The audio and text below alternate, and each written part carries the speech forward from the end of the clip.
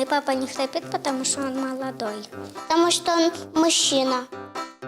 Даже во сне он показывает, что он строгий.